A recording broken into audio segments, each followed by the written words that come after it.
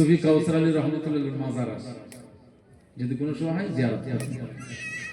সাধারণ মানুষ ছিল, আল্লাহ তার কণ্ঠটা এত সুন্দর করেছিল যে ইকতারা বাজাতো আর গান বলতো, ইকতারা বাজাতো আর কি করতো, গান বলতো। পোলেরহাট বাজারে ওই হিন্দু ভাইদের সাথে একসঙ্গে বসে গান বলতো। তো তার জীবনী আছে, তাতে লেখা রয়েছে বা মানুষজন বলে যে উনি যে কাউসার আলী যখন গান গাইতো এত সুন্দর ইলহান ছিল যে পথ চলতি মানুষ তারা বিভিন্ন কাজের সূত্রে ওই পথ দিয়ে যায়, কিন্তু ওই কাউসার আলীর গানের আওয়াজ শুনে, তার কণ্ঠস্বর শুনে সব কাজ যাওয়া বন্ধ করে সব ওখানে ভিড় লাগিয়ে এত ইলহান। কিন্তু জীবনে গান বাজনার একতারা নিয়ে পড়ে থাকে। আহ, কি পরিবর্তন আল্লাহ! উনি একটা কাপড়ের দোকান, তখনকার সময় মোড়ল ছিল, আমাদের গ্রামের একজনের নাম ছিল ইনসান মোড়ল। তাদের দোকানে একটু কাজ কাম করতো, কাজ শুনতো ম্যানেজার হিসাবে হালকা। তো এই কাউসার আলী রহমতুল্লাহ আলাইহ উনি কাজ করেন। সেই দিনে আমাদের পাশের একটি গ্রাম খয়েরপুর বলে একটি গ্রাম, ওই গ্রামে বসিরহাটের আল্লামা রুহুল আমিন রহমাতুল্লাহ আলাইহ তিনি ওয়াজ করতে এসেছেন। এখন ওই দোকানদার কাপড়ওয়ালা বলছে, এই কাউসার আলী খয়েরপুরে আজকে জলসা হচ্ছে, যাবে? জলসা যাবে? চলো, কোনো সময় তো জলসা আমরা খুব একটা বসি না, চলো দিন যাই। কাউসার আলী রহমাতুল্লাহ আলাইহ উনি বলছেন, হ্যাঁ বাবু, কেন যাবো, চলো যাই। কিতাব পড়ছে ওই খয়েরপুর ওয়াজের মাহফিলে, তখন আল্লামা হিন্দ আল্লামা রুহুল আমিন রহমাতুল্লাহ আলাইহ ওয়াজ করছে। আল্লাহু আকবার। মুসলমানের ছেলেরা, এই উম্মাত উম্মতিরা, খুব খেয়াল করে শুনুন। কিতাব বলছে তার জীবনী খুলে দেখতে পাবেন জীবনের মোড়টা কিভাবে ঘুরে যায়। আল্লামা রুহুল আমিন রহমাতুল্লাহ আলাইহ তিনি ওয়াজ করছেন, সুফি কাউসার আলী ঢুকে বললেন, আল্লামা রুহুল আমিন রহমাতুল্লাহ আলাইহ তখন ওয়াজ হচ্ছে, বাবা গান বাজনা করবে না, গান বাজনা শুনবে না, গান বাজনা গাইবে না।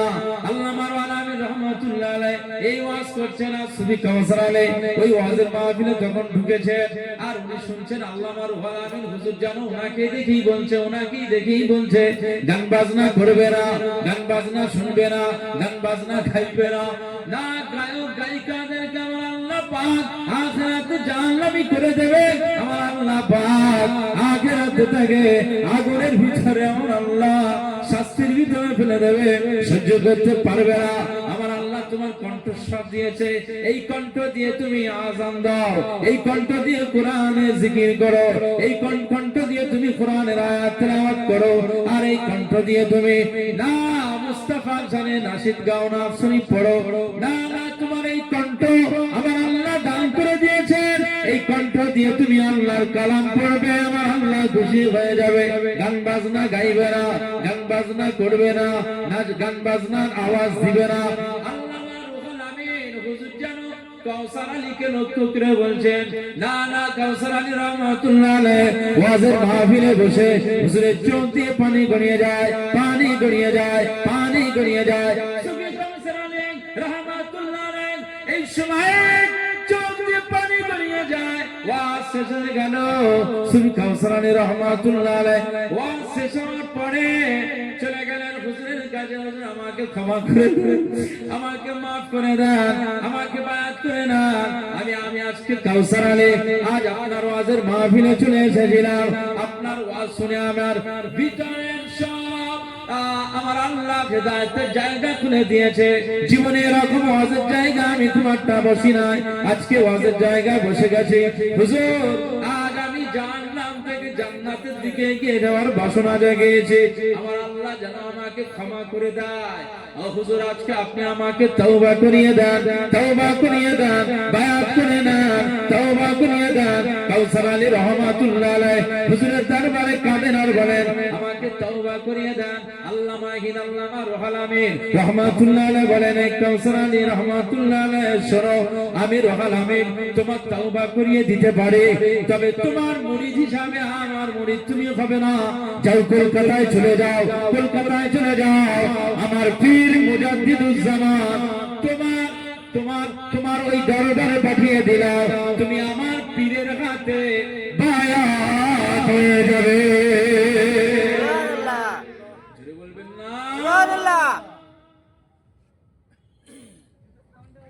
কলকাতার টিকিয়াটুলি মসজিদে গিয়েছিলেন?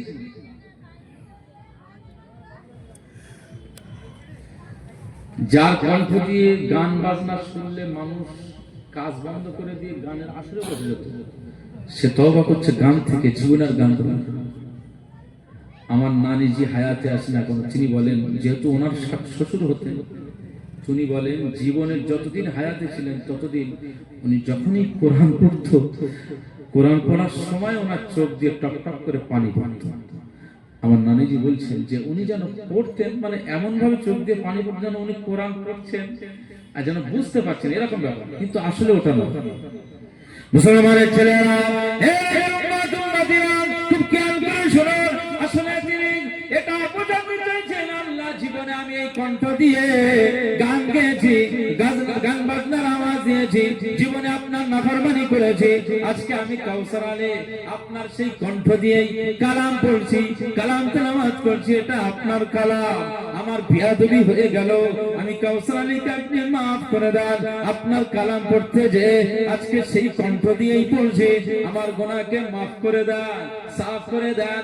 তাই যখনই তিনি কালাম পড়তেন, যখনই তিনি কোরআন পড়তেন, এই কোরআন তেলাওয়াতের সময়, কোরআনের জিকিরের সময় কাউসার আলী কেঁদে জারে জার হয়ে যেত। জোরে বলবেন না সুবহানাল্লাহ। জীবনে আপনার হারাম কাজ থেকে ফিরে আসতে পারলে আপনি সাকসেস হয়ে গেলেন। জীবনে আপনি হারাম জায়গা থেকে ফিরে আসতে পারলে আপনার জীবনটা ধন্য হয়ে গেল, আপনি সফল কামে হয়ে গেলেন, আর দরকার নেই। কথা বুঝতে পারছেন না? আমার পরে হুজুর একজন মুফতি মাওলানা মোহাম্মদ রফিক আহমদ সাহেব, আল্লাহ ওনার অনেক জ্ঞান দিয়েছে। সিলসিলায় ফুরফুরা শরীফের বড় বড় আলেমরা সব আস্তে আস্তে ইন্তেকাল হয়ে যাচ্ছে। ভাঙড়ের একজন মুজাহিদ ছিলেন আল্লামা আলহাজ হযরত মাওলানা আব্দুল জলিল সাহেব হুজুর রাহমাতুল্লাহ আলাইহি। কত দরজাওয়ালা ওলি মানুষ ছিলেন বলতো, উনি ওয়াজ করলেন না মানুষ কেটে জারে জার হয়ে যেত চোখ দিয়ে। আমার এই যে আব্দুল মুনাইম নামটা হুজুর রেখে দিয়েছে।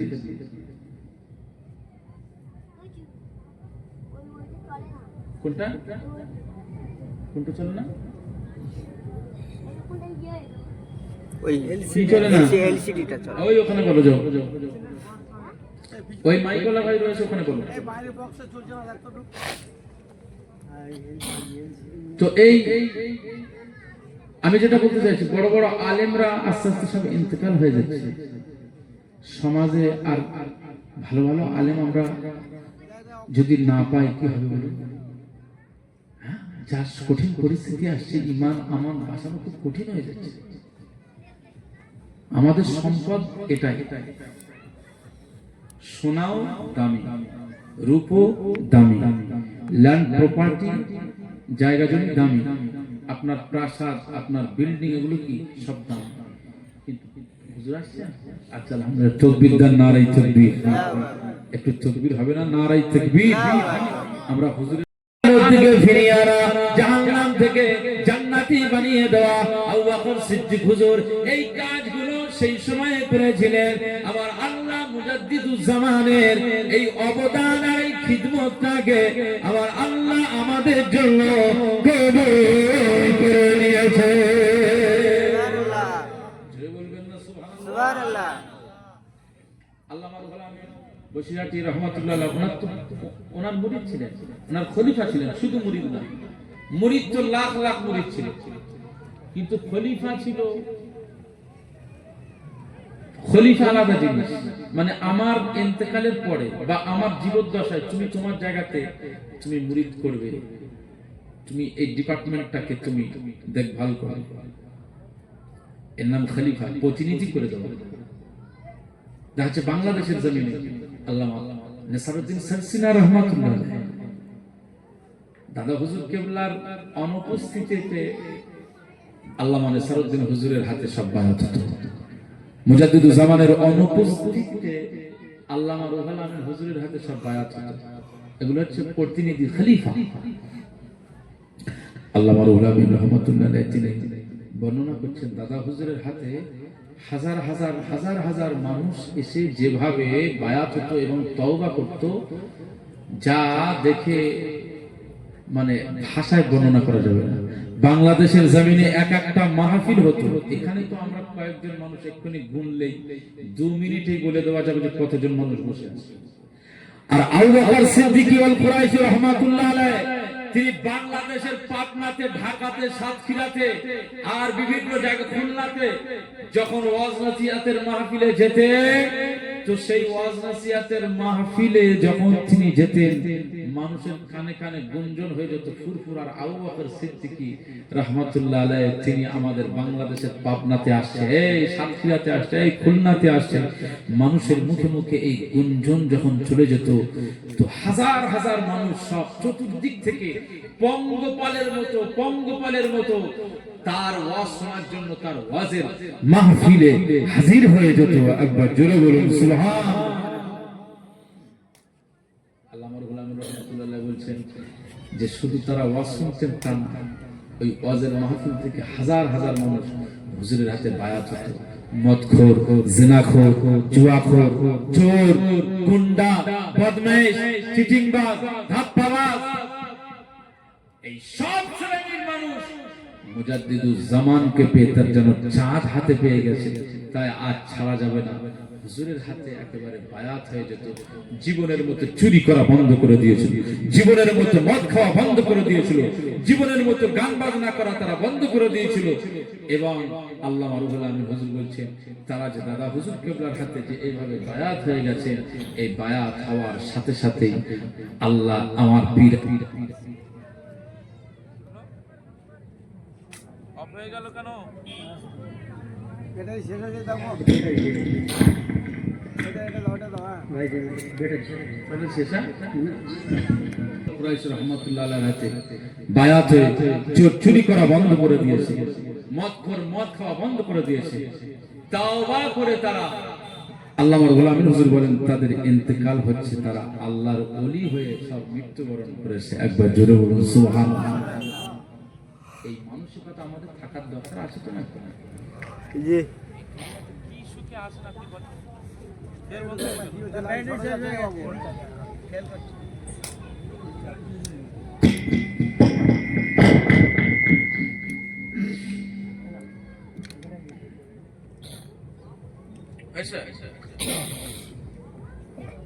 বলেন কি আসে ভালো আমাদের?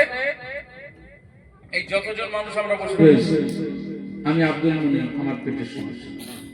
এখানে এক ভাই বলবে হুজুর আমার কানের সমস্যা, আর একজন বলবে হুজুর আমার দাঁতের সমস্যা, আর একজন বলবে আমার কিডনির সমস্যা, আর একজন বলবে আমার ডায়াবেটিসের সমস্যা, আর একজন বলবে আমার হার্টের সমস্যা, আর একজন বলবে আমার থাইরয়েড, আমার এই কোলেস্টেরল। এই সব এক প্রত্যেকেই কম বেশি এক একটা রোগ নিয়ে আমরা চলছি না, চলি না? বলি ভালো কি আছে? হ্যাঁ, এতে দুনিয়ায় কতদিন থাকবে? আল্লাহ ওয়ালা হয়ে যান। আমি আব্দুল মুনাইম আপনাদেরকে বলছি, ছোট ছেলে, আমি পীর সাহেব খানদানের ছেলে নই, আমি কোনো পীরজাদা নই। তবে আমি আমার মায়ের দিক থেকে যে নাসাল এসেছে, আমার মায়ের দাদু ছিলেন সুফি কাউসার আলী রহমাতুল্লাহ আলাইহি, দাদা হুজুর কিবলার মুরিদ। একবার বলুন আলহামদুলিল্লাহ। আমার ওই মায়ের দাদু ছিলেন, প্রথম যুগের কথা আমি বলছি, আমি অনন্তপুর গ্রামে